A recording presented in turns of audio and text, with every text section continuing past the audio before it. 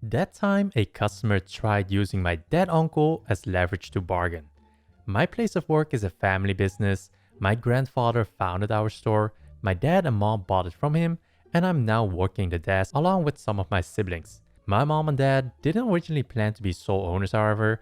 My uncle also was very involved with the business and wanted to go in on it with them. Unfortunately, about 6 months before the deal was supposed to happen, he unexpectedly suffered a stroke and died while walking his dogs. It was so fast I never got the chance to say goodbye. He was out less than 2 hours after he went down. He was young too, only 42. I was wrecked emotionally for a long time after that. My parents pulled out of the deal and waited another 7 months past the original date to buy the business, both to heal further and to put things in order. My uncle knew codes to safes, passwords to accounts, all that, and when he went, he took all of them with him, so it was really difficult to track everything down.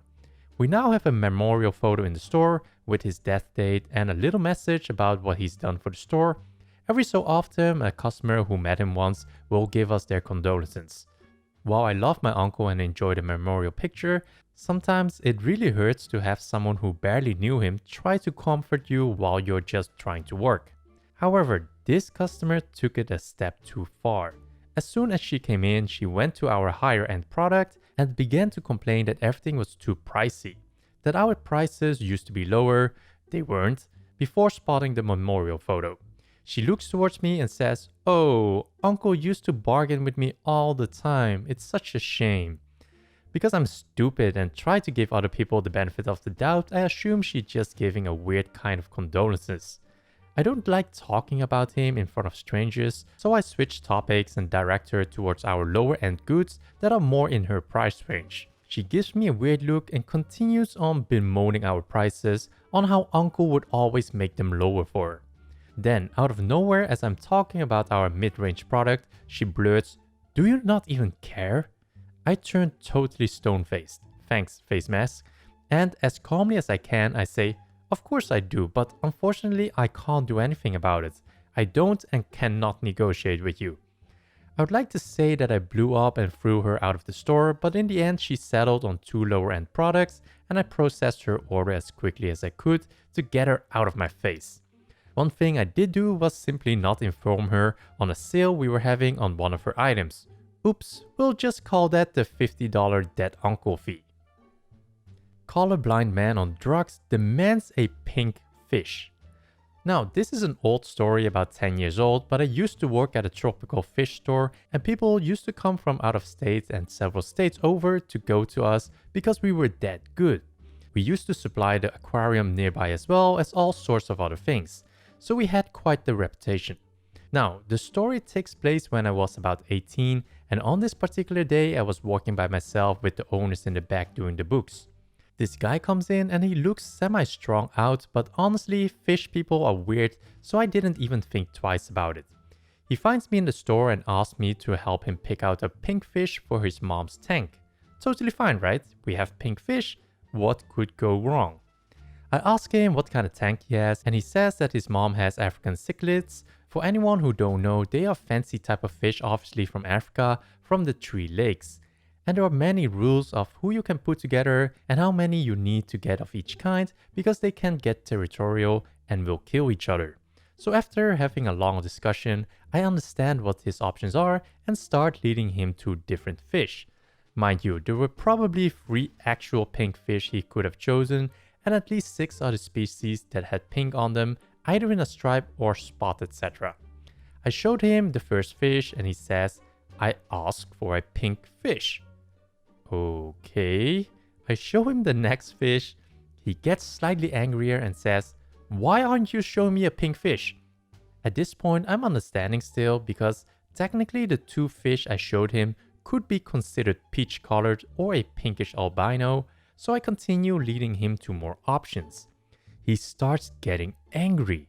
At one point, he started cursing me out because I was keeping all the pink fish from him, and that I just didn't want to sell him the fish and I was jerking him around. We ended up getting an argument about the fish, and then to prove his point, he points to a bright blue fish and yells, "Why can't I have this one? Just sell me a pink fish." Now, being an 18-year-old female, this kind of frightened me because I realized that I couldn't reason with him because he and I were not seeing the same color and he was escalating very, very quickly. I decided to offer that I get him my boss because my boss was amazing and has always said that if we were uncomfortable, just to go get him. And he quickly agrees that this is the best method of action since I refuse to show him pink fish. My boss comes out, quickly recognizes who this is, and turns to me and says, "He is a colorblind drug addict. Just go sit in the back." So I got a nice 30-minute paid break while my boss dealt with him. For anyone wondering, he happily left with 3 blue fish that were blatantly pink.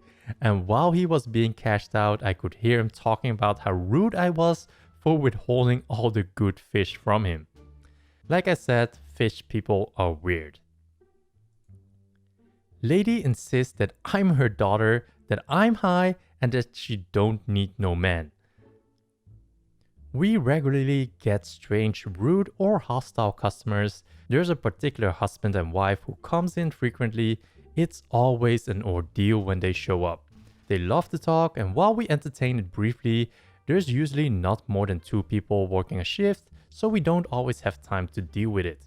On this day, the lady came in first. She immediately hit me with the "You look high." I get that a lot. I just have tiny eyes. Nothing I can do about it. If I was high, I wouldn't lie about it, but I wasn't. So I firmly but calmly insisted so. She wasn't believing it.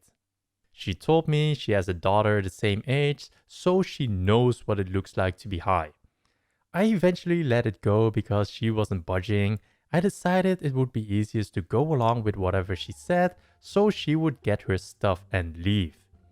After that, she proceeded to ask me what size jeans I wear because I look tiny. I reluctantly told her. Then she decided that I was her new daughter and she wanted a fist bump. Internally cringing, I obliged. Throughout the course of her visit, she kept referring me to as her daughter. She needed my reassurance that I was still in fact her daughter. Once she picked up her stuff, I started to feel victorious, almost there. Then her husband comes in. He loves to ask a million questions about things he's never going to buy, so I help him out. Yes, finally time to pay. But wait, he refuses to pay for her. They get into a fight, she can't figure out how to make her card work, and that annoyed him. He gets mad and slams her brand new item on the glass counter and walks out.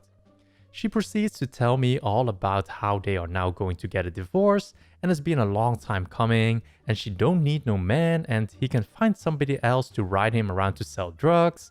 He left his own item in the store and she saw it. Immediately said, "I bought this." Stuffed it in her purse. You didn't see anything.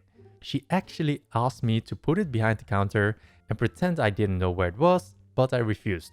Not getting in the middle of that. She finally left shortly, which ended up being about an hour, and guess what? They came back together a week later as if nothing had happened.